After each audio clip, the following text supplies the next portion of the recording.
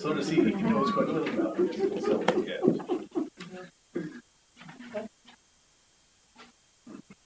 They sometimes pay part of their bill. Part of their bill.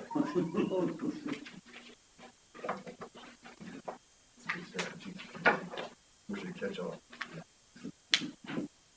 Brandon. On the button. Just started phone time. Call this meeting of the town council to order. Please join me in the pledge of allegiance.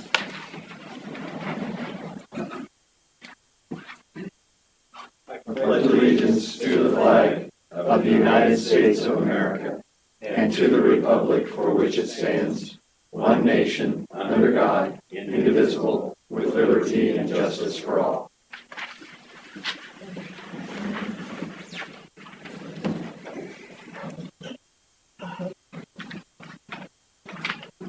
Madam Clerk Treasurer, would you please take roll? Councilman Ashenhurst. Councilman Madsen. Here. Councilman Brits. Here. Councilman Schindler. Here. Mayor Graves. Here.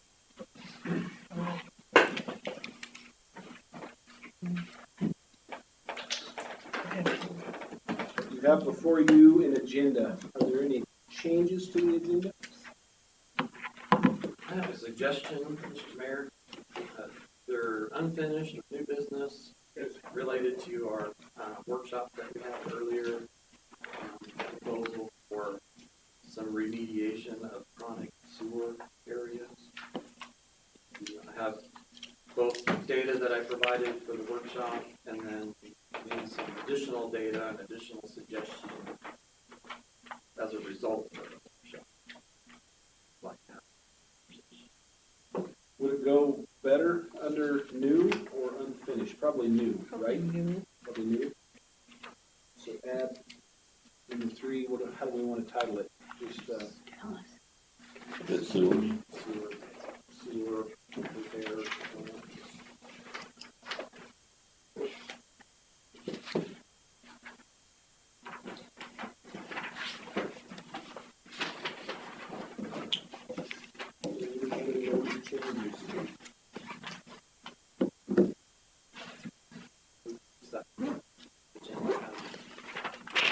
Second. Been moved and seconded. Is there any further discussion? Hearing none, all in favor signify by saying aye. Aye.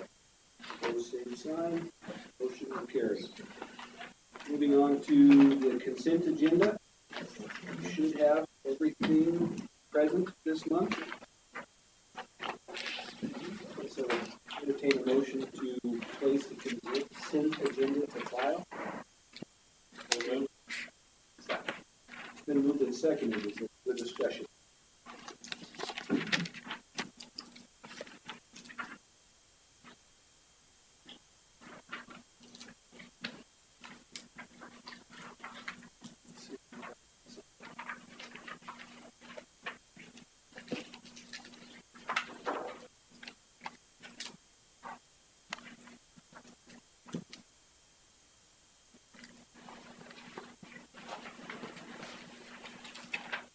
I did have one observation that's worth our cash summary.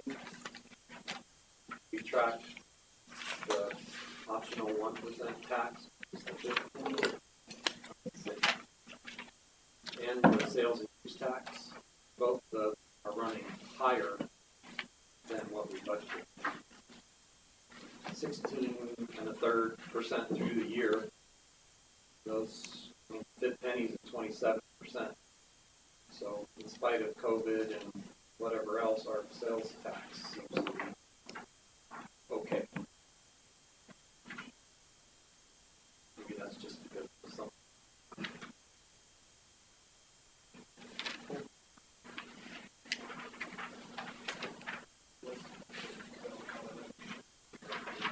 True.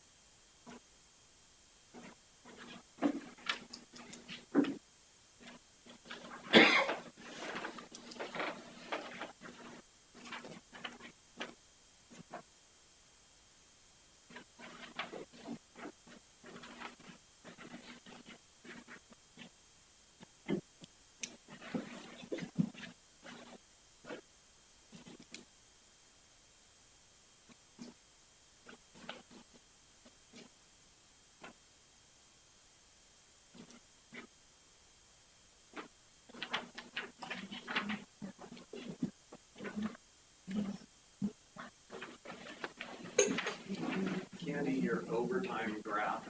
Yes. It's a long history one that started back in 2000. When you emailed to us, Yes. you have a trend for the last 7 months. I think uphill. And it's not insignificant. Well, this last month, we had the sewer break up by the armory. We had someone hit an electrical pole out on Powder Drive. So that was a lot of it. But we are now including the PD's grant overtime, and that started in June. And their holiday overtime. Okay, so we should start to see it level out at least. We just had a couple of months where we had weekend emergencies. And that power pole out there, you should recover that money for the insurance company. And get it out on Powder Road.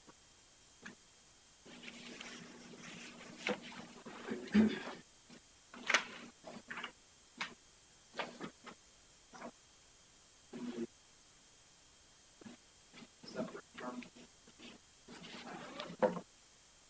Don't even have. They're not here. No. I included their report on the behind mine, and then I had forgot to copy the back of it, so I put that on the council table. It sounds like they'll be here next. Okay. Well, I don't know. I guess I can report to the rest of the council that if Candy and I were the only owners' representatives to attend the final review, the final walkthrough, and we were the only owners' representatives to attend the preliminary walkthrough. Seems a little disappointing for a $10 million project. But I think the users are pretty happy We are. with the results. Yeah, the airport's awesome. We have the TO report includes a financial statement summary that it's only 1.1% over budget.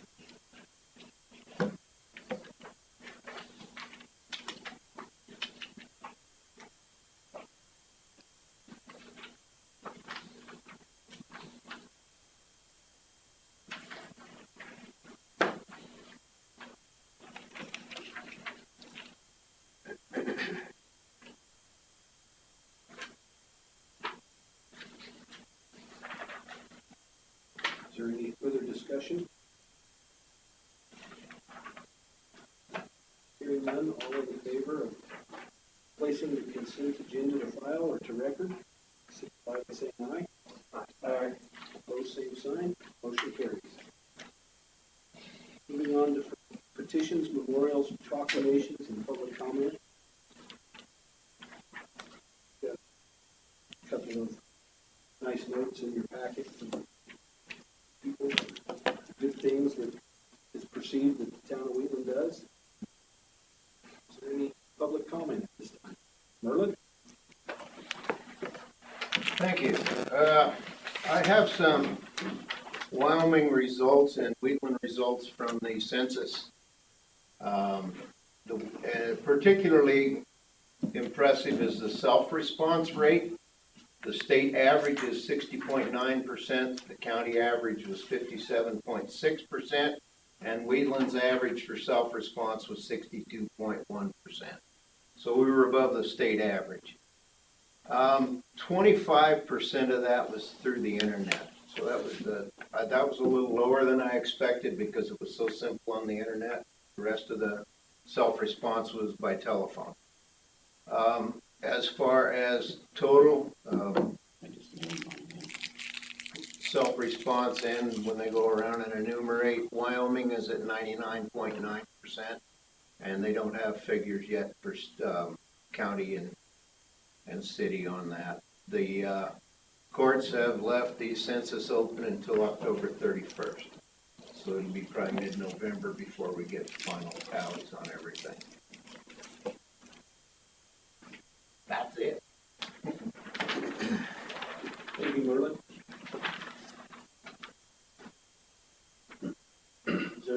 public comment at this time? Hearing none, we'll move on to unfinished business, item number 1, which is the historic downtown district. Thank you, Mayor and Councilman. First and foremost, I want to thank you guys for appointing such a stellar commission. These people have been so wonderful to work with. We've told you before that they've donated over 2,000 volunteer hours to this project. In preparing the nomination, probably that many more hours since July. You'll recall that our grant application was about $7,000. The total bill for the historical consultant was a little over $11,000. We made that up in private donations, and the in-kind match was the 2,000 volunteer hours.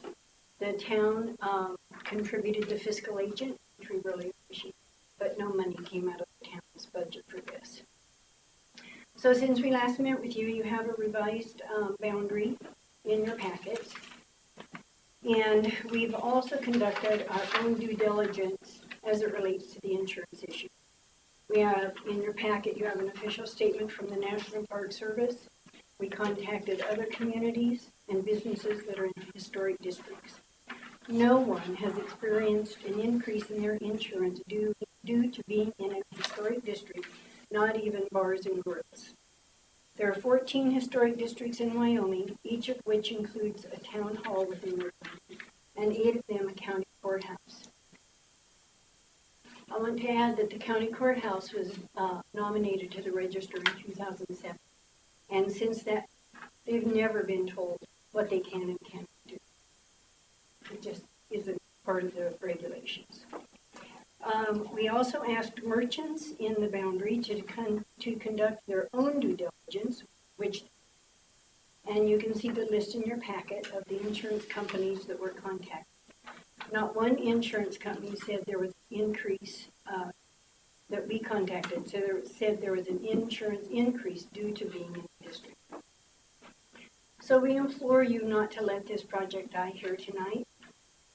Let us move on with some other things that we have to conduct. It'll go back before the review board, the state review board, in December. And then if they approve all the revisions and everything, then it'll go to the National Park Service. The National Park Service will make the final. Yes, sir. I'd like to ask the commission members if they'd like to add anything, and then we want to talk to you about a very cool project at Gracie Mountains. Sorry, do we need action?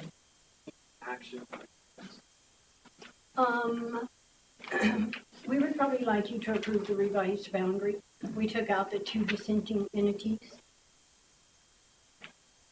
That would go forward to To the state review. Well, we've already had the nomination. not the nomination. Yeah, it was approved unanimously in July. And then the letters went out, and everybody within the boundary, which at that time was much larger, got a letter, and only 2 people, county commissioners and Tim Weaver, dissented.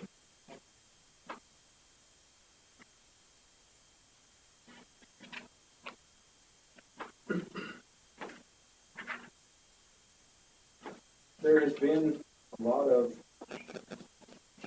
misinformation on the insurance topic, and I asked our insurance representative, Mr. Durite, if he would be able to come tonight and speak to that and try to help clear that up.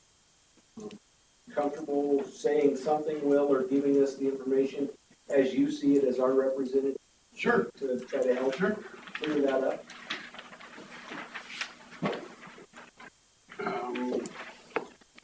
Currently, the city of Wheatland or the town of Wheatland insures approximately $20 million worth of buildings on a blanket basis. So we get a better rate by doing that. Insure all the buildings under one rate classification. So on a replacement cost basis,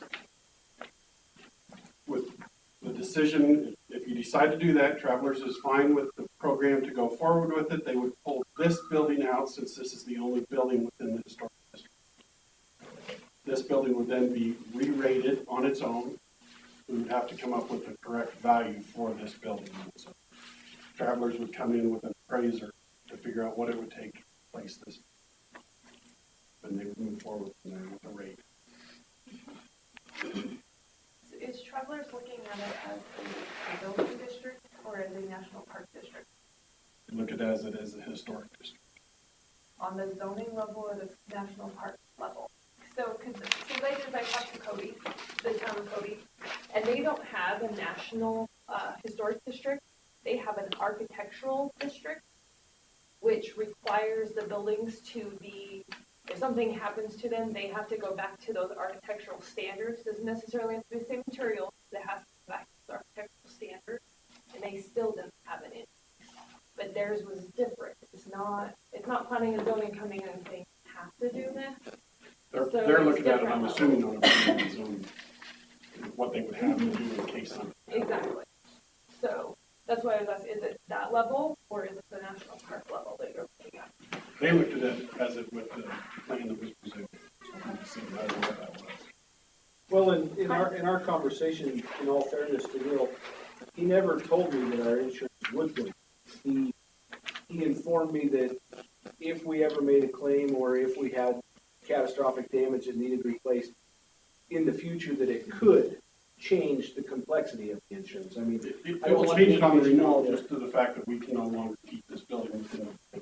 right, it has to be looked at differently. Well, that's just good. I mean, sorry. That's good. That's with Travelers. Right, I understand. Yeah, Nationwide will not write in the district. right. None of our merchants have Nationwide. Let's see, well, they're in your list. State Farm, Farm Bureau, Hartford, Colonial, lots of different. So, Dan Brecht, so I think the issue is then, at least with Cody Heimsoth, Wendy Peaks, I think he is still in limbo until he knows. Spoken with him, he said, I can't afford my insurance to go up. I get that. So I guess my thought might be, can we wait, give Will time to find out? I think he'd have to do the same thing there, Will, have it reappraised with a different. We'll have to re-quote him with a separate carrier. Mm-hmm. And then find out, I mean, he's, in my conversations with him, I didn't get the impression that he was opposed to an historic district. He can't afford for his insurance to go up. So he's in purgatory, I guess is where we are. And I don't know if the town of Wheatland feels like they're also in a state of limbo until they know what their insurance rates are. But would a possibility be to delay this a little bit until Will has a chance to get some figures together for both the town of Wheatland and for Wendy Peaks? Town of Wheatland, they won't do that. Travelers won't do that. Okay. So they'll either rate it either way. Okay. So it's only Wendy Peaks really then, isn't it? Well, I don't know. I mean, I would have to discuss it with the companies. We did talk to the owners of the Buckhorn Bar and Grill over in Laramie. They're on the National Register of Historic Places, have been since like 1980s. And they're in the district. And they're in the middle of the district. And they have remodeled so many times, they told me, and their insurance has not gone up because they're in the district. Will, why is it that there's historic districts all across the country? Nobody in any other historic district has heard of their insurance rates going up. A lot of them have probably already been rated in. Huh? A lot of them have probably already been rated in. The value of the buildings are higher. We rate up for those districts. If they're in a district, the value of the building is higher. Is it just Travelers that does that? No, it's every insurance company because of the fact that we have to replace with Well, there's no, partial loss. those restrictions aren't in place. There's no encumbrances on any of these businesses or homes, are there? That they No. have to replace No. the old to be similar, or it's No. not an architectural. No. So it doesn't really make sense to me, I guess, that an insurance company, it doesn't make sense to me that an insurance company would say just because you're in a historic district with absolutely no qualifications on it, that your premiums will go up. We look at the national historic registries, historic districts, and that's what we have to go by. Whether Wheatland follows that or not, I don't know. I'm just saying, if they do, we have to follow the national historic groups.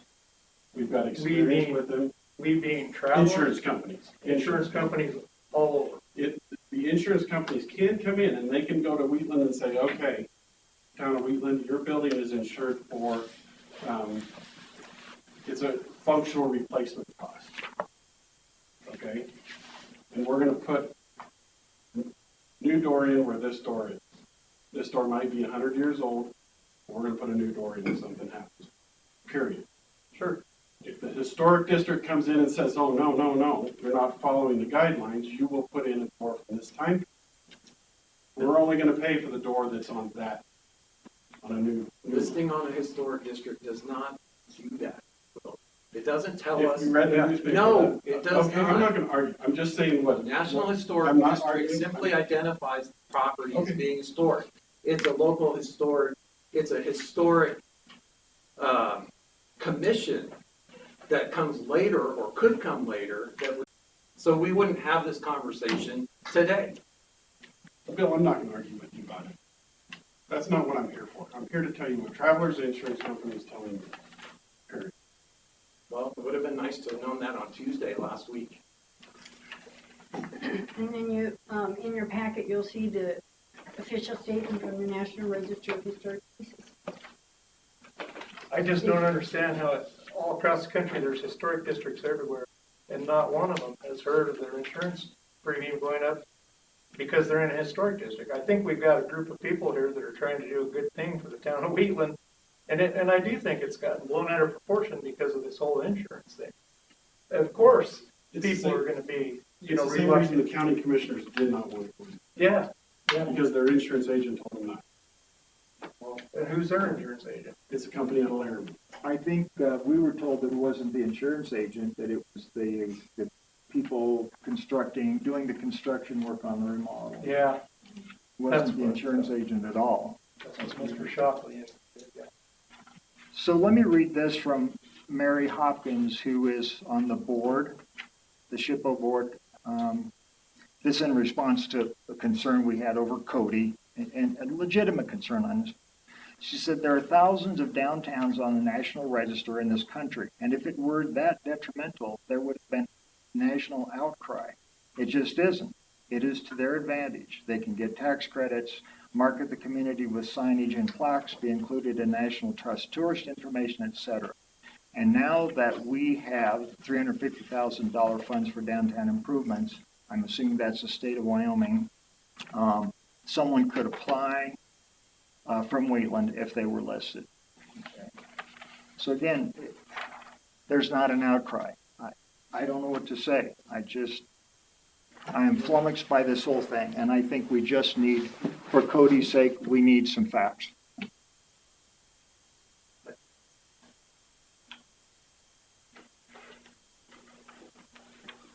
And on the planning code stuff, I got a lot of questions from property owners because they were concerned that this was the local district with planning and zoning regulations in place.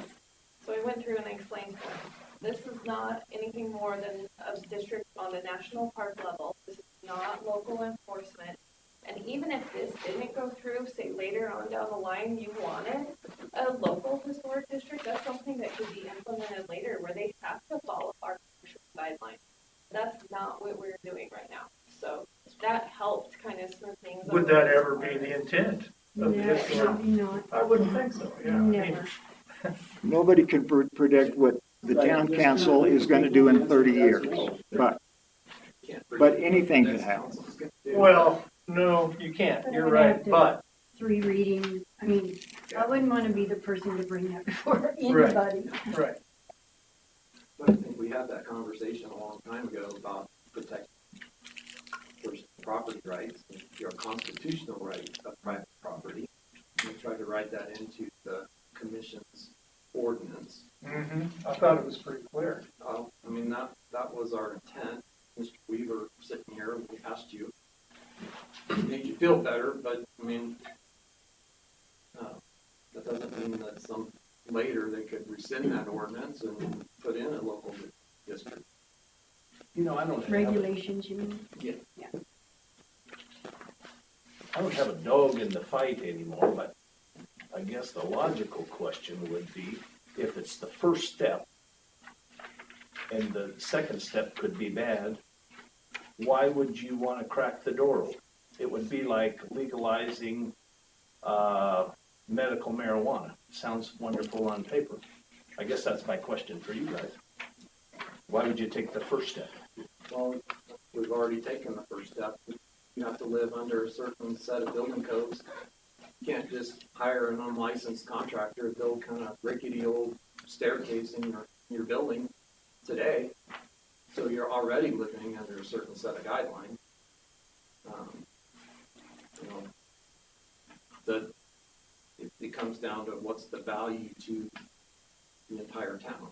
I mean, this is an economic development, a true economic development item or issue. I mean, the research that I've done, Kit tells us 41% of the people that come or inquire about coming to Wheatland are historic tourism travelers. Data shows that historic tourism travelers spend $300 per trip more than an average tourist. So, you know, we get $2.3 million worth of sales tax per year from tourism, just in Platte County. And then we add, the math, I didn't do the math on it, but I mean, there's a significant increase. Now you're on the historic register, people are looking for that, they're trying to find those places to go see. So we just increased our travel and tourism, and, you know, not only for, you know, merchants that are in town selling their goods and services, but property taxes that support Platte County and property taxes that support sales and use taxes. So to me, even if our insurance did go up, I think it would be for this building itself, I think it's a worthwhile investment for the economic turnaround, the economic benefit. Maybe we need to look for different insurance. I don't know. Because I don't know why this happens all over the country and this is only brought up here, I guess. I don't understand. Will, to be honest. Jamie, we don't base our rates off of a historic building, place anything like that on the current structure. We put the size of this building back up. Right. So that's what we're rating, a $1.9 million building. Right? Why would you have to separate out the town hall if it's in the historic? Because there are different rates for and values for this particular building that we would have to take into play. Because it's in a historic district. Potentially, yes. Like you said, in 2 years, if this thing changes, we have to be ready for it. If In 2 years, if what changes? If the rules change in the historic district. As Mr. Weaver mentioned. Okay, I guess you guys are assuming that, I don't know, it's like you're assuming that we're out, the historic commission is out there to put some kind of restrictions on your property, and they're not. They're just trying to, it's pretty simple what they're trying to do, I guess, in my opinion, and I do think this is blown out of proportion because of the insurance thing. And if you go around telling somebody that their insurance rates are going to go up if they go into historic district, yeah, you darn right they're going to go up. But I don't know if that's true. To be quite honest with you, I don't know that that makes sense. If it doesn't happen in the rest of the country, why is it only here? Explain that to me. With one insurance company. One insurance company. I don't understand that. It just doesn't make any logical sense to me. That's all I'm saying. And maybe we do need to look at other insurance then, if that's the case. I don't know. That's your truth. Yeah. Merlin. Thank you. Bill, thank you for doing my job. I've been out of town all last week, so I didn't have a chance to even do anything. But I'd like to point out that according to the national park rules, if a building is on the register and it burns to the ground, they don't really want you to build it back like it was, because that's just a new building that looks like an old building. If the building's gone, it's gone, and you can't replace it. It's the historic value of the building that's important while it's there. And that's the national park rules. Yeah, there's no ulterior motives here by anybody place any restrictions on any private business or any home. That's my opinion on this, I guess, just looking at it quite simply. I have Hartford Insurance and Colonial. I own the oxygen store. Now, that's a hard thing to get insured. And neither of them have ever asked me if I'm in a historic district. Yeah, I was gonna say, I've never heard that even being asked. So, I'm sorry, can we move to, that's what I was asking, is there an action we need to take? I think it would be wise to approve the revised boundary. So move to approve I will second that. the historic district as presented in our package. I'll second. Been moved and seconded to approve the revised boundary for the Wheatland Downtown Historic District. Is there further discussion? So what happens if buildings 64 and 61 that are apparently saying they have not decided? And what do? Relook at we do the boundary again? Yes, we would have to bring it back. You can increase and decrease the boundary over here. We would have to bring it Yeah, back. And we'd bring it back to you before the December. So 64, I have an email from them from over the weekend that they are for the district. Yeah, coast. And that's because they did their own due diligence. Mayor, I don't know if Dan and Linda had talked to Cody after I did or before, but when Cody had, so Windy Peak's building, which is 69. 61, he had said to me that he did not want in because of he was concerned with the insurance. Right. And at that time, he was very concerned about the insurance, but he wasn't wavering. But I think by time I talked to these guys, he was. So that was the call I got today. My phone call was after that. I think that's Okay. what we put together. That one. And he said that, if his insurance rates didn't go up, then that would be a different story. So I think we still are, that decision maybe is still out there to be called. I don't know. Okay. And it seems like, excuse me, that we've been working on this for 2 years, and then at the very last minute, then this insurance comes up it seems really suspicious.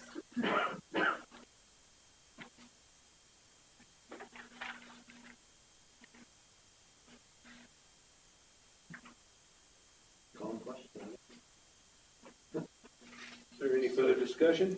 You said 64 approved, 61.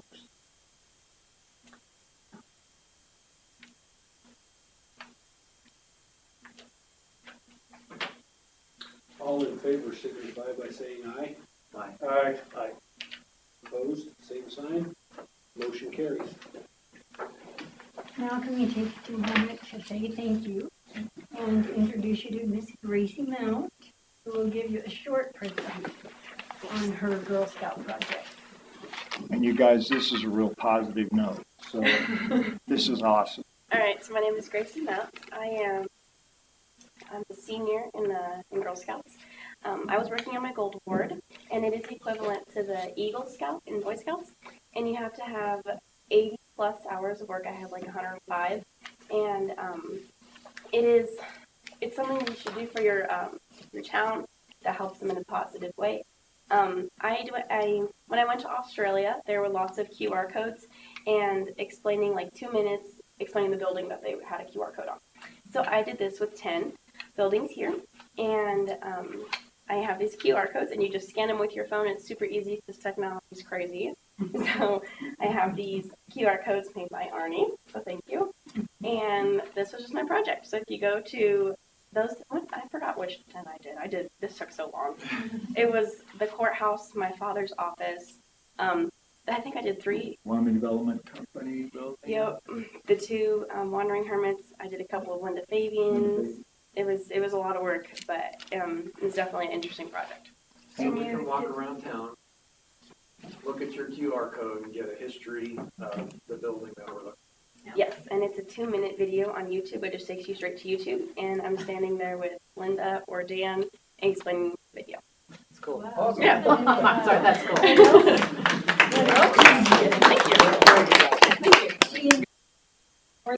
It's not just, she went back and found old newspaper articles about Tricky Riggle murdering his fiance and her paramour. And it was just amazing how she enhanced her project. And by the way, it was approved. Right? Yeah, it was awesome. So she's gonna have her gold award. So the material that your plaques are on, where'd you get that? Arnie. Where'd you get that, Arnie? From you. Oh, yay. Teamwork. Wow, it's good outdoor. And you can poop and pee on it too. That's even better. We don't even know how you found that out. That's what I'm always looking for, because it's more like a video. There's an ordinance against that.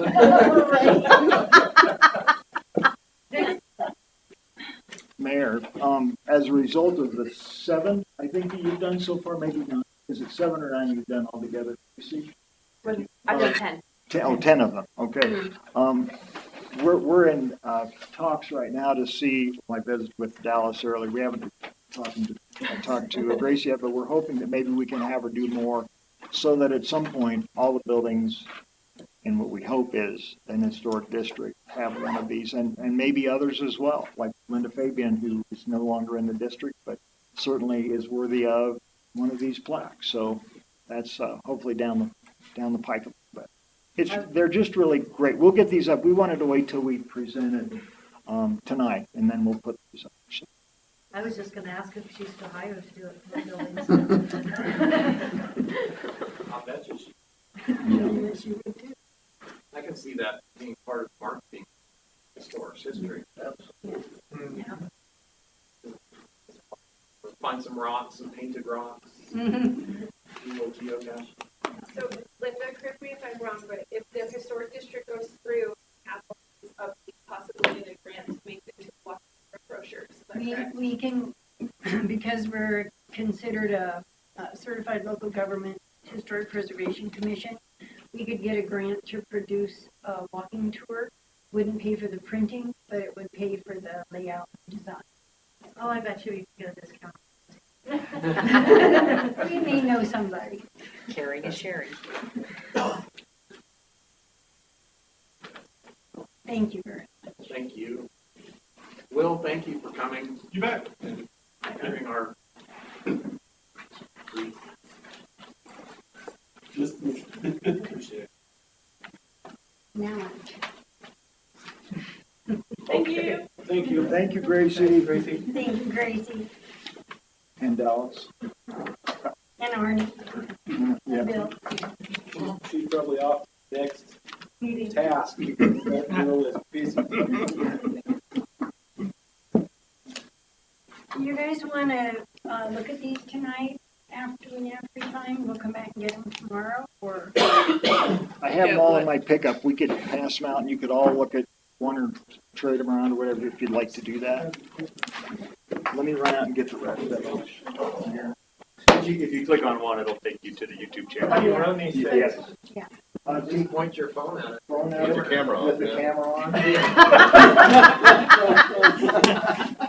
We're not getting anything. Oh, goodness. Moving your mouse on your screen. Yes, I am. All right. Better, Specific. All right, moving on to ordinance 828, which will be the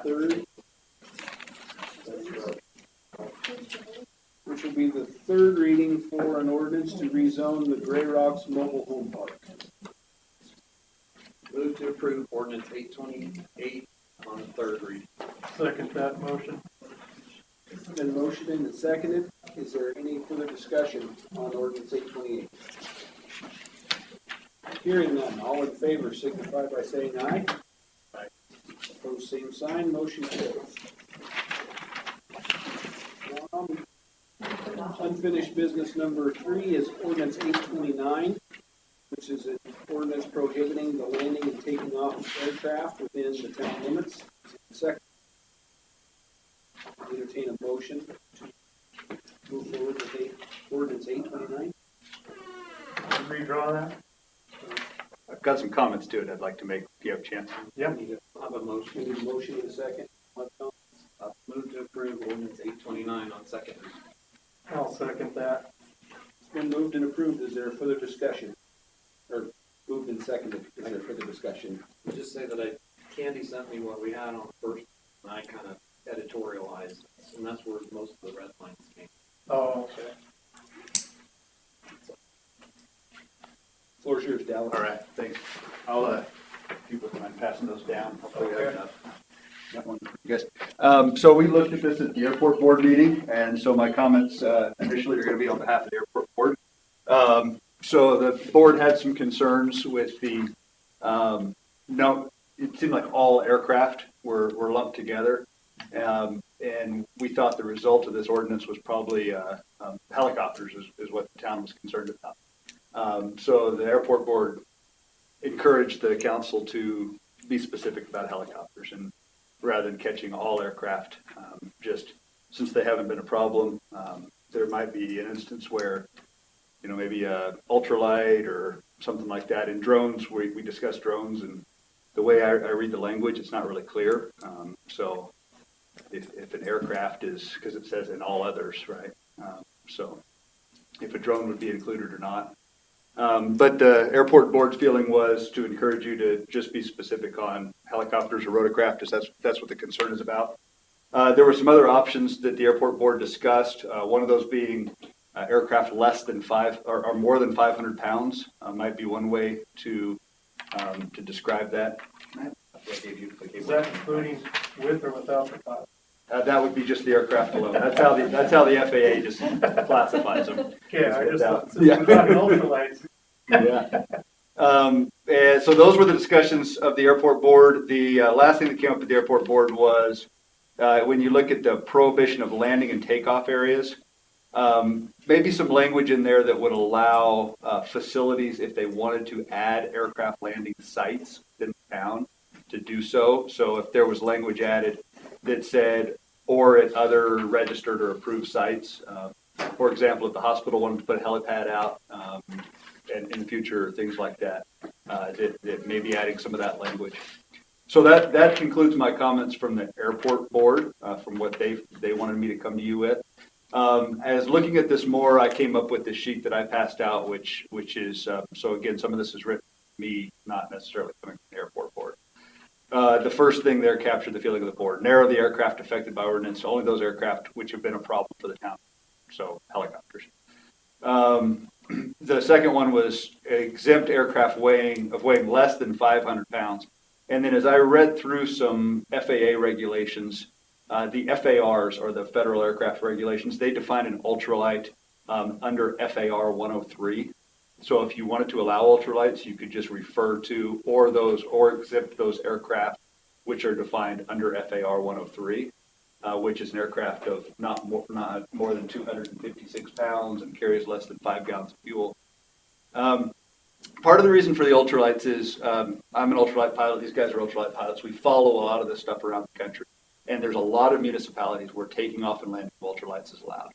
And it would seem strange to me that the town of Wheatland doesn't allow it, but we can go down into like Fort Collins and Loveland and those areas and fly from city parks within the town limits. And that just seems in an area where we value our freedoms. Can. Yes, we can. Yes. So it just seems strange to me that in an area where we value our freedoms, we're going to be more exclusive than those places. I mean, there's guys we follow that live in New Jersey that fly these things off the city parks in New Jersey. So it's they're allowed quite a few places. In a city park. In city parks. That doesn't seem safe to I'm just saying, Yeah. Go ahead. Okay, so then on to things specifically excluding drones and model aircraft. I don't know if the language includes it or not, but to me it was vague, and obviously that was a problem if people are going to be flying drones. Section B, the language that the airport board discussed was along the lines of except at airfield. That's the part you had, and then we encourage you to say it, and other sites registered with the town to do so, or something along those lines. And then just a few notes as I read through it. Yeah, under the prohibition of landings, that second sentence there where it says aircraft operators shall follow all FAA rules. And to me, I don't understand why you would need to say we have to follow the rules that we have to follow anyway. So I would encourage you to strike that. And then under the emergencies clauses, just some feedback for you there. I think you could simplify that, and under those exceptions, there's two exceptions that apply to emergency events. One of those is talking about governmental operated aircraft, and then another one talks about a pilot declaring an emergency. So declaring an emergency means going on the radio and saying to the air traffic control, I have an emergency, flag you. Well, there's a lot of times aircraft that are landed where never an emergency is declared because you just don't have time, right? You're dealing with what's going on. We were flying ultralights one time, and one of our guys had a engine failure and just landed the field in front of it, right? So under your rules, he could be fined by doing that. So I think it would simplify it by just saying, in the event of emergency, aircraft may land, period. Because whether an emergency is declared or not, if the pilot deems they're in an emergency situation, that they not be in the fine. And then the last feedback I had was under III on the third page. Talks about the police chief, and it says in a timely manner. I don't know what in a timely manner means, why that language would be in there. But it says aircraft may take off in the field for public relations if approved. I think you could strike in a timely manner and it would just as well. So anyway, that's my feedback for you. Some of that from me and some of it from the airport board.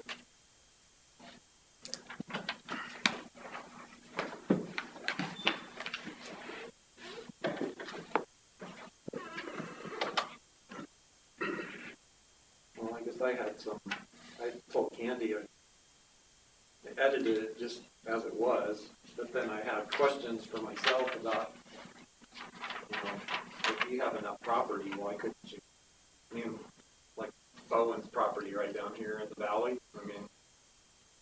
plenty of space, it seems like it could be saved, so.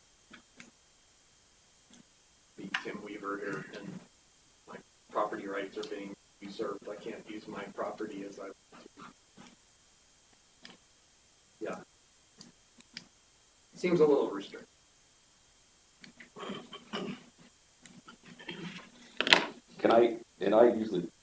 You will have the same problem you have with helicopters if you allow these ultralights and the other ones, the parachute kind of landing.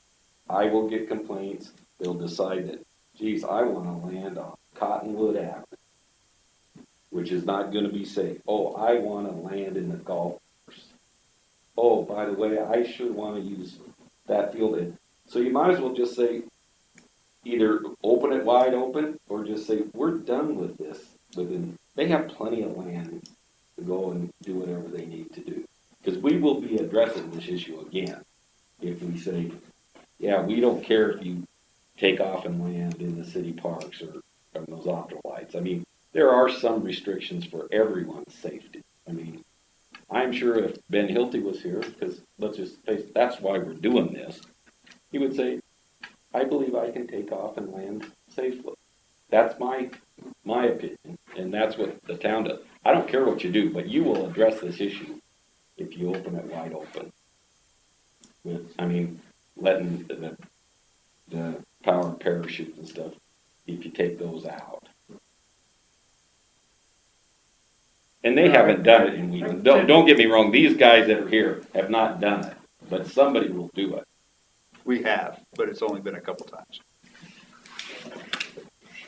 Until you hurt somebody, and then we'll deal with it. Well, there was a event at the fire hall where they had the Discovery Days, and they asked us to come fly from that. So that's what.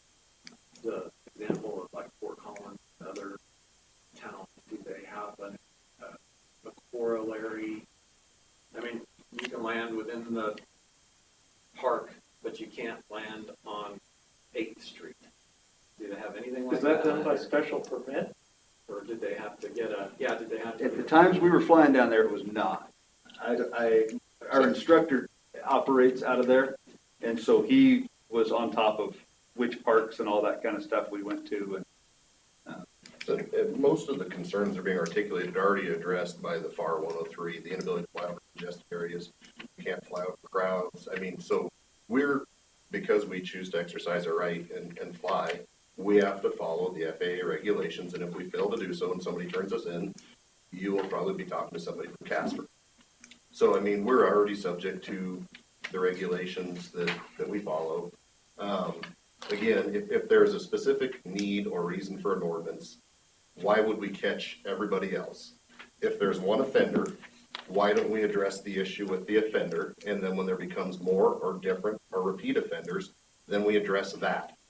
This preventative defense or whatever it is that you want to call it, again, in Wyoming, which is generally a fairly libertarian state, it just seems kind of out of line to be that broad when we can identify why there's an issue, the cause of the issue, and the result of what the issue cause was. And it was a helicopter. Why can't you discharge a firearm in city limits? That's a fair question. It's a safety issue. Well, I guess I'm saying that's kind of the same. It's for safety. That's why we would make an ordinance against it. Right. It's not picking on anybody, I don't think. I don't know that we would. When's the last time somebody was ticketed in Wheatland for that wasn't in the commission of the property?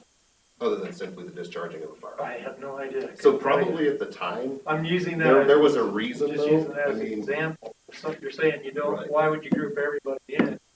You do that for public safety. That's why. That was my point in saying that. I have no idea if anybody's ever been ticketed for that. But I guess I have a tendency to agree. I think we made the ordinance for a reason, because we have a guy land a helicopter here. And I'm not disputing that. Yeah, or arguing with and I don't that see very why you would narrow want to point. take off an ultralight from the city park. Yeah. I don't know, you got an airport a half a mile away. Why would you even want to? So case in point, if we have a fire and they're using that as their air base of operations, it would probably not be in our best interest to go and fly while they're trying to do something that's for the safety. Now, it's still perfectly legal for us to fly. We're a pretty small community. You got a lot of outlying area here in the county. But I'm sure you guys take off out of people's farmers' fields and stuff too, right? So, case in point, there's a landowner in Wheatland that has given me permission to take off from their property. I've never done that. I could. I've spoken with Doug about it. You know, no harm, no foul. I guess I don't understand why the need to restrict that exists if we are specifically addressing the helicopter issue. Because we have to draw boundaries somewhere. It's the same reason people in the county can't vote for city council. We got to draw a line somewhere, right? That's all. Did the helicopter incident or incidents, are they contrary to FAR regulations? Were those events contrary to proper? Yeah, why wasn't his pilot's license pulled for that if he? I don't know. Probably because nobody turned him into the FAA. FAA never knew about it. He was turned into the Was he? FAA, and they did do an investigation. I don't know what happened with it, but I got multiple calls on it. He was turned in. So likely he would have been in violation. Okay, so has that curbed the behavior? He doesn't live here anymore. Okay. His family still does, but as far as I know, he doesn't. Again, mine, and Bill took mine and added some stuff, and I don't know which ones he did, but I'm just telling you, we have different circumstances than a lot of cities and towns. We own our own power system. There is some issues for safety when you take off and land. You don't have clear zones in certain areas of the town where we have out at the airport.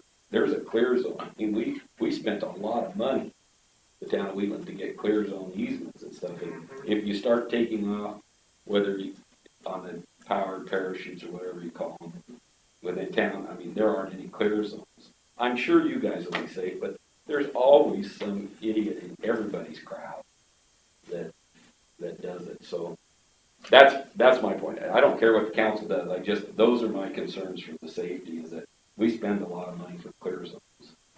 I have a tendency to agree with what Doug's saying. You either include them all or I mean, to narrow it down to just say helicopter, I would say we don't want any aircraft unless it's an emergency, landing or taking off inside city limits. And that's just our, like I say, it's for no other reason than that's just our boundaries. I know there's probably, I mean, my mom's got property, 10 acres in the city limits. You could probably take off and land on her place, but we've got to draw the line somewhere. I did do some Googling around to find if there was other ordinances similar to this, and one I found defined an aircraft as something that carries. And I thought that might be a useful definition for excluding drones, things like that. So that would, you could still fly your model airplane, you could still fly your drone. Put my dog in. You could put your dog in it. Yeah, but that was one definition that might be helpful. I do think the drone thing is something you're going to want to address. And separate out. Separate out. Aren't you restricted to drone operations, certain limits from the air already? Yeah. Yeah, I don't know anything about drones. Doesn't the FAA regulate that as well? But the way you've defined it, I'm not sure if it's Our specific ordinance. enough that it excludes. Yeah, you've said aircraft shall include, but not be limited to. So that's the language I would be concerned of. Would somebody interpret that as including a drone? Is an aircraft anything that flies? Right? I don't know. You guys have an ultra light pilots association? You do? Can you find clear zones for your, as a, or boundaries or identify certain? So we're regulated by airspace rules, but when it comes to the ground, if we have permission from the landowner, we can. Obviously, you want to make good choices about where you take off and land from. Yeah. It's kind of in your own best interest. Yeah.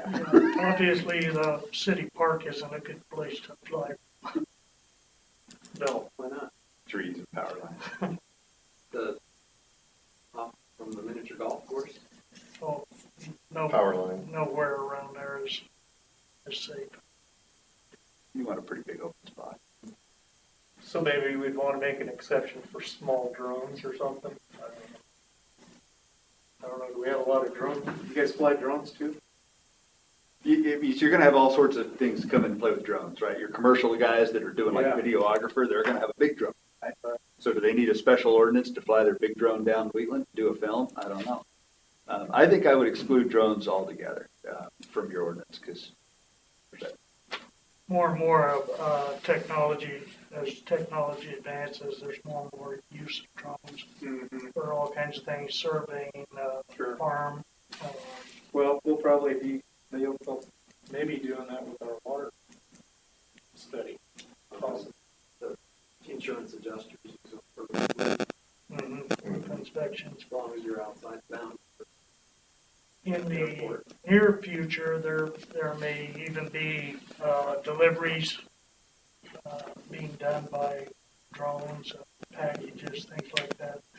And eventually people, those also is not in the real distant future. What is? What you? People. Oh, being delivered by drones. Transport. Historic drones. Well, that might be, like say something that is capable of carrying a human being would be considered. I would consider an aircraft, but maybe we could exclude drones from it. Does the FAR, do you think the FAR adequately covers the situation? adequate covers what? Does it adequately cover the situation? I mean, I think I'm in this camp over here where we don't need this.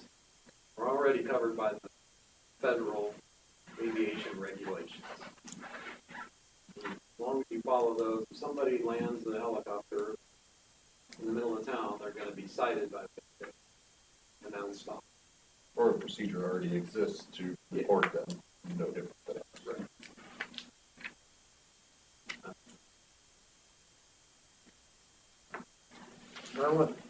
I just have a point of information. One of the incident we're talking about was when he hit the guy wire, right? That was in the county. It wasn't in the city limits. That was across the street from Bob Ruart's, which is in the county. but he's landed in town. He landed to get donuts one day. Right, but the one incident where he hit something was in the county. I don't know, feel like talking tonight again.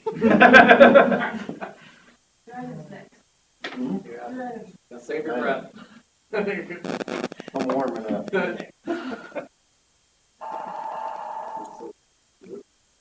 You have a motion in a second. Yeah, it's been motioned and seconded. We're in the discussion area.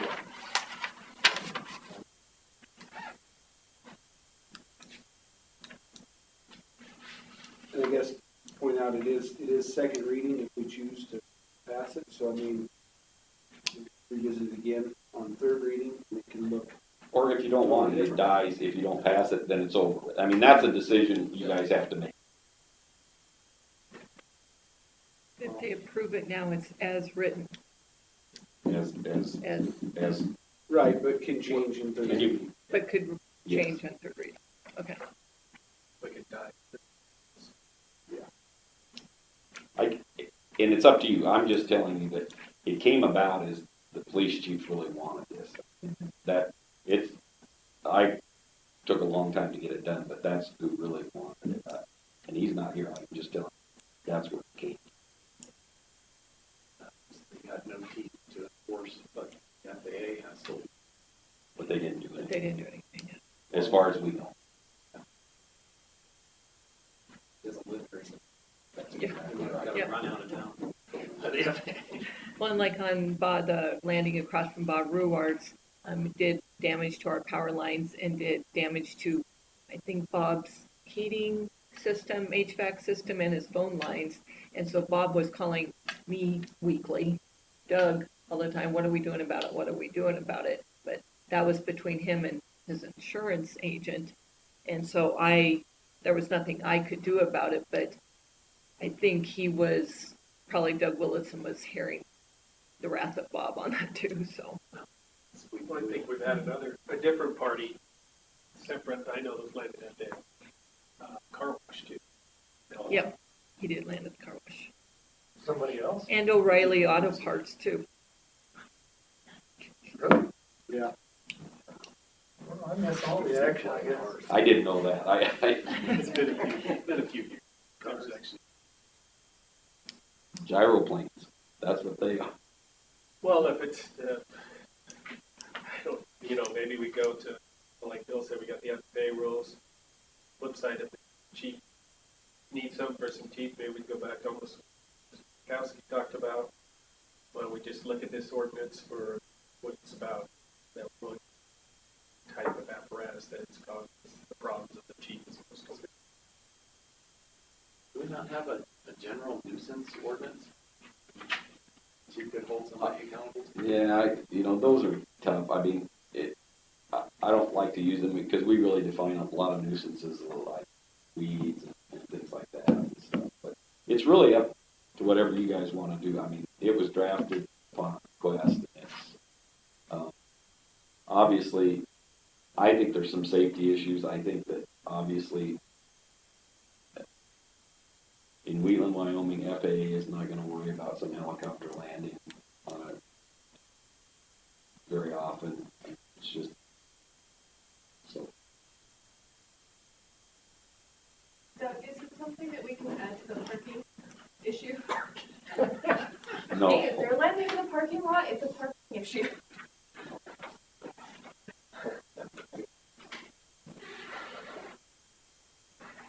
So you guys just have to decide if you pass it as is, wait for the third reading, or just do away with it. Really, that's just the options that you have to. Well, are you guys ready for me to call, or you got that thought process you're gonna follow through with there, Bill? My thought is I'm gonna vote no. So the thought is that we don't need an ordinance at all. That's my.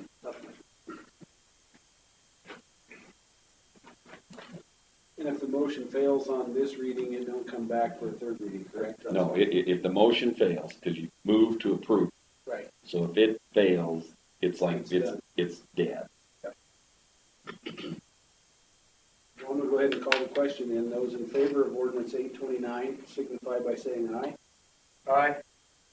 Opposed, same sign. Aye. Motion fails. Democracy at work.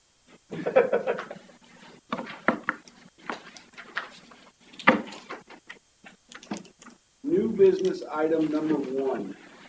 Simple subdivision to divide 10.09 acres within 1 mile of town limits. So it's simple subdivision, it's on the county side, comes to council and planning and zoning because of the customary town limits. It's right on town limits, as you can see in the packet. And it meets all the simple subdivision requirements as far as the county goes. Merlin's already got approval from the irrigation district for this, so that portion of it's done. Planning and zoning didn't really have any comments on it. They liked the idea of it and everything. And the only comments I received back so far from different agencies was from REA, and they have no problem with it. So from there, I'll let Merlin kind of present what he's doing with it and see if you have any other questions. Well, I assume they have a map. Yes. It's the 10 acres that lie directly east of Gaddy's Body Shop along Rompoon Road. I've had some interest in it. It would probably be highway business or commercial or light industrial. I don't know what they'll change the zoning to. Right now it's agriculture if they buy it. I have power of attorney for my dad, Roy Hitt. Most of you know he's in the nursing home with Alzheimer's and can't make decisions on his own, so I have power of attorney. It's $250 a day to stay in the legacy home, and quite frankly, they need some money. And so I'm charged with selling off to the most beneficial to them that I can, this property. And there's interest in this tract. I've had it surveyed off, so that's my reasoning. If you have any questions, I'll try to answer them.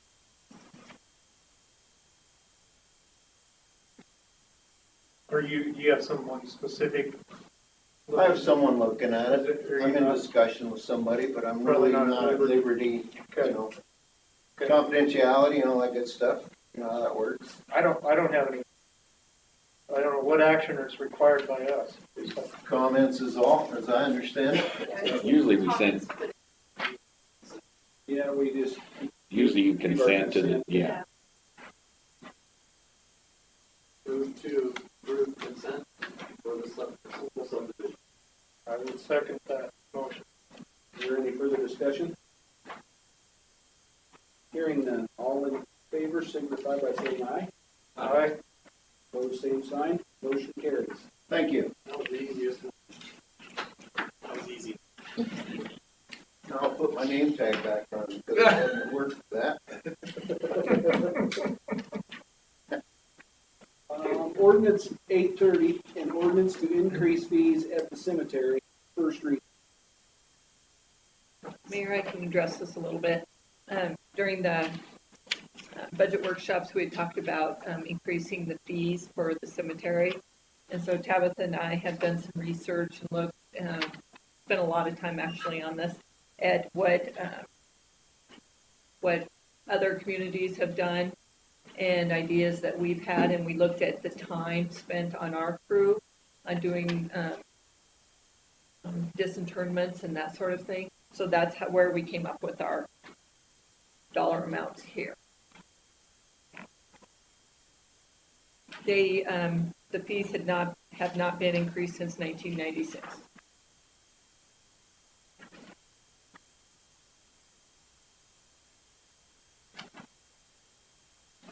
I made a couple changes.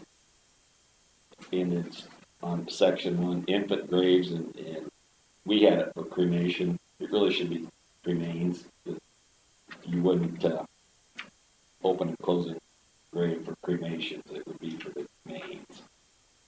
Whenever we drafted this, I didn't catch it or nobody got it. So that's one correction. If you're looking at 2 of them, just to clean up the language.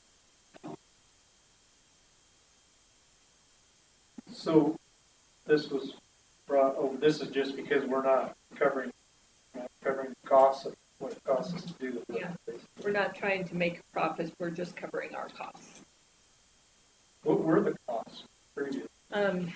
So for like an infant grave and cremains, open and closing was $50. Oh, okay. In a lot of places, we just doubled it. It was the second, it was behind there. Where's it at? It's on the second. It's the Right chapter behind. report. That's what they were charging before. That's the fee schedule. And we've only been charging Oh. $1 for perpetual care. We increased that to $25 per space. Is $1 is what takes care of Your life forever. the Forever. headstone leveling and the fee. I mean, if it's $1 ever, that headstone Not $1 a year, it's $1. for forever. Perpetual care. That's it, huh? Yep. Why do we require vaults? I can tell you that years ago, I think it was Clarice and some others, if you don't have a vault, and this is just what they said then, Councilman Schindler, is that they cave in if you don't have a vault, the caskets, depending on what kind they have, they cave. It gives some stability so you don't have to cut the grass and put soil down there. It also keeps them from. You get a depression in your. Yeah, well, and also caskets over time will, if they're wood, will rot away. I don't know how long that takes, but that was that was the reasoning that they gave when they passed that. And I saw that vaults aren't required to, can I read that? Because I don't think they make vaults for baby caskets. I think you'd have to buy a great big vault. And I was just curious. I'm just telling you what I think the reason was. I know when my mother did my father, she bought a little vault for the cremains. I mean, they make a little vault for. Oh, yeah, here it says a vault shall not be required for casket burials within the town of Wheaton Cemetery, children up to and age 2.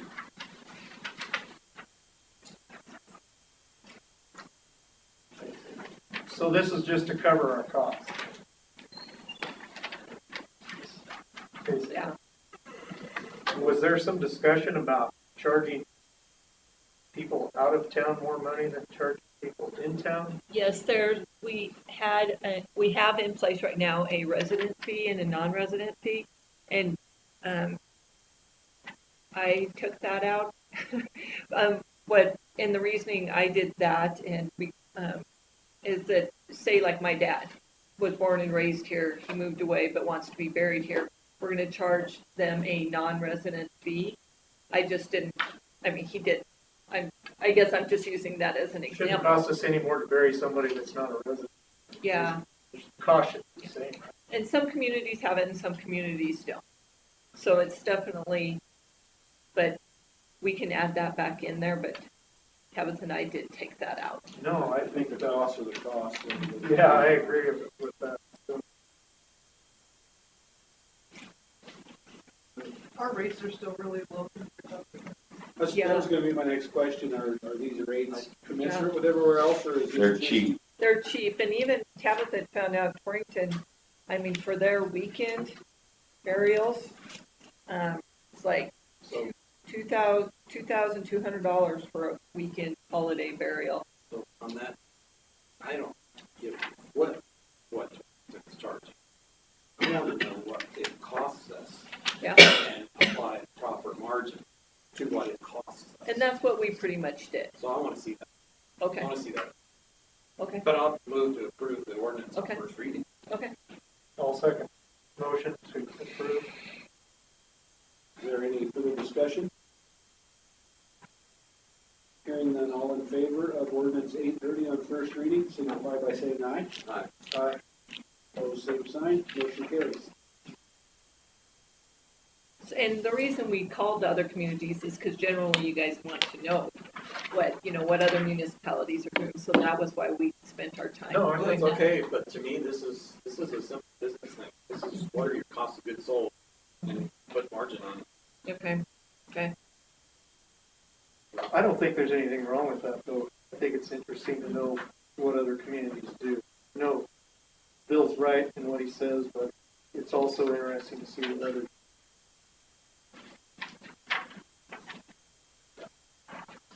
All right, new business item number 3, sewer repairs.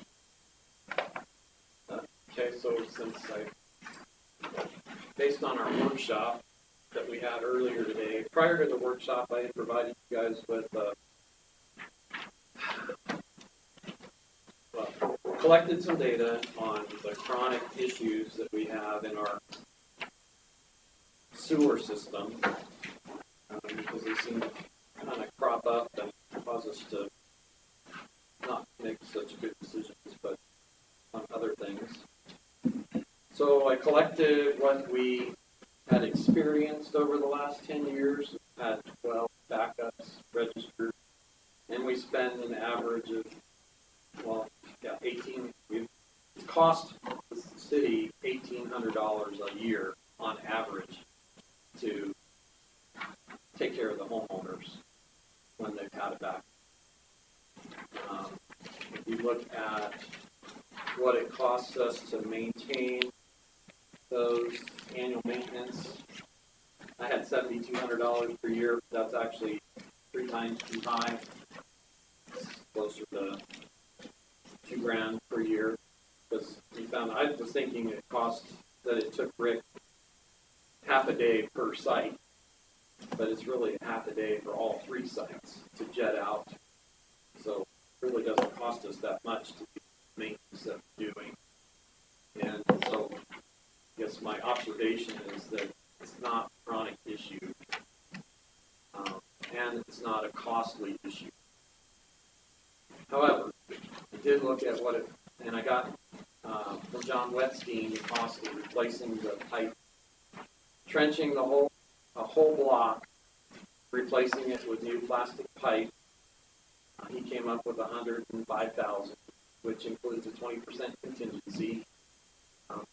There's a few things that are not in his engineer's estimate that we would have to consider, like rental of pump to move, because the water can continue flowing, so we're going to have to rent a pump, things like that. And then he also, when you have a crossing of water line, you have to protect water line, cement laden backfill that he didn't have, cement treated backfill. And I don't really know how many there are. But I mean, just a round number, 105,000 to do the water. If we were to do the 3 sites, that'd be 300,000. And to me, that the risk reward just isn't there. However, I ran, based on what we were talking about at the workshop, if we were to just, like on 11, no, we were on 10. He knows pretty much where the blockage is, and if we repair it in the same manner that we repaired recently at the Armory, the cost would be about $9,000. I think I'm double bookkeeping because I used John Wetstein's spreadsheet, put in numbers. He's got material and labor in there. His number would be $1,500. And then Rick told us it's like 4 guys per week to actually execute it. So I added another 4,000 labor. So I think I'm double bookkeeping the labor at 9,000. So my recommendation would be to, let's take 30,000. 9 times 3 is 27. Let's take 30 grand from general fund. We have $4 million unencumbered cash. It's just sitting. So let's take 30 grand and allocate it to the sewer department to repair 10th, the three chronic issues that he identified in his map, which are 10th Street, 11th Street, and the alleyway, with a patch repair, not a wholesale. And then as we look at our, when we resurface roads, that's when we go in and look at extra costs to replace the whole. I think that's reasonable. So, I guess I can turn that into a motion. So I would move that we, Well, go ahead. oh, I'm sorry, well, I guess just further discussion, can we do that? With the general fund, so you don't have to use money enterprise. No, we're okay. We heard from checked on that today with the auditor. We did, okay, that's what, okay. And normally you would bid these jobs, but they're small enough, you do them individually, you couldn't afford to have bid out, because somebody's would have to set up. You'd have the mobilization. Yeah, would cost more than but maybe they're our small overall enough. cost. Each one is small enough where you could justify it. It's a real iffy area, but I'm okay with that iffy area, because you're not gonna do it all in 1 week, you're gonna do it, they have time to do those things, so I think you're probably okay with it. If you were doing a block, you'd have to bid. Yeah, 100,000. Yes. But these are, your total of anything over 25, you have to, I think it's 25, I have to look that statute up all the time. 25,000. Yeah. And this, if you did each individual, you're gonna get it maybe 9 at the upper end, Bill said, so I think you're safe in that. As long as they have the equipment, the trench. My only caveat or question that's running in my mind is 10th Street. Because he said he had a block, he thinks he knows where the blockage is, but then he had another issue upstream. That's So- 11th. No, 11th, you're right, 11th, yes. So that would be the one. I think we should go after it. I mean, One thing Tabitha just said that we would have to do a resolution for a budget. Budget resolution. But you can do that anytime during the site. A lot of times towns used to do it at the year end where you do the whole resolution. Yeah, we can do it anytime. But can I just do that? Can I just move to? Yeah, you can move that right now. Yeah. She was saying a formal resolution where you do everything at once. But Yeah. you're okay just with a motion tonight. I think the auditor, Just to move just kind of like what we talked on the bottom line numbers, when that bottom line number changes, we need to do a budget resolution. I think we can just do it at the end. I think the Sure, there's- auditors like it. Oh, at the very end. Yes. So at the very end of the budget, Towards the end of the budget. At the end of the fiscal year. if we're open. so you're saying we can't make the, No, you can make it now. No, Oh. you can make it now. okay, Let's fix it. gotcha, We're gonna cook the books at the end. gotcha. We're on YouTube. Oh, The I ends forgot. justify the means. Councilman Enron would like to make a motion.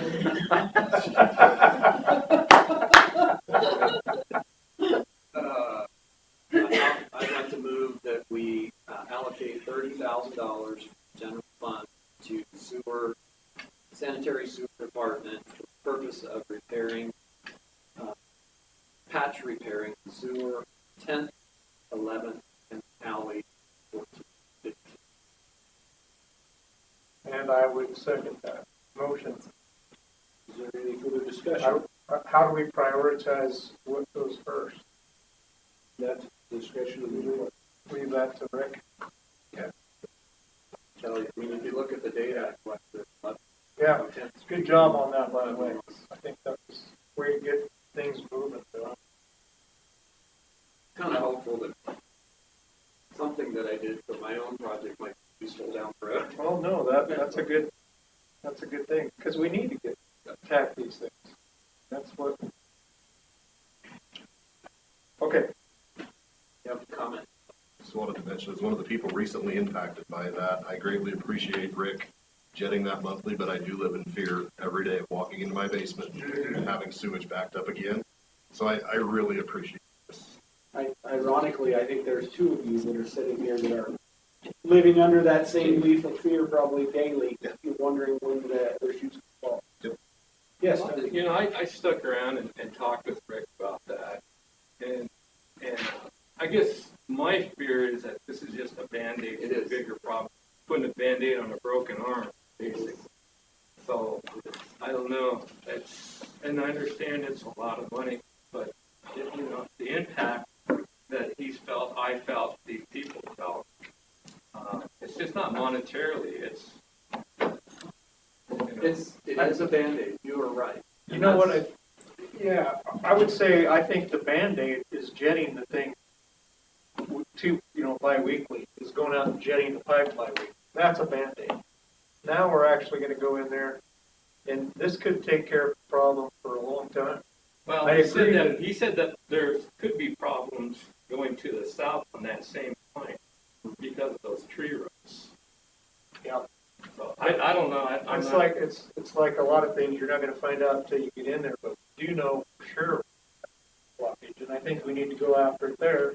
Here's another thing is just in a project management perspective, here's 3 good opportunities to execute it and figure out what our costs really are. Maybe it's a lot less than $9,000.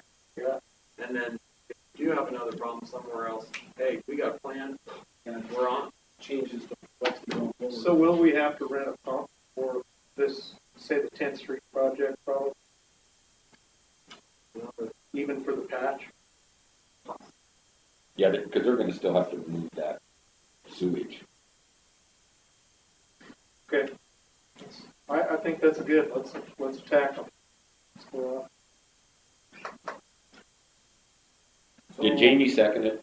Yes. That's what I thought. Yes. So is there any further discussion?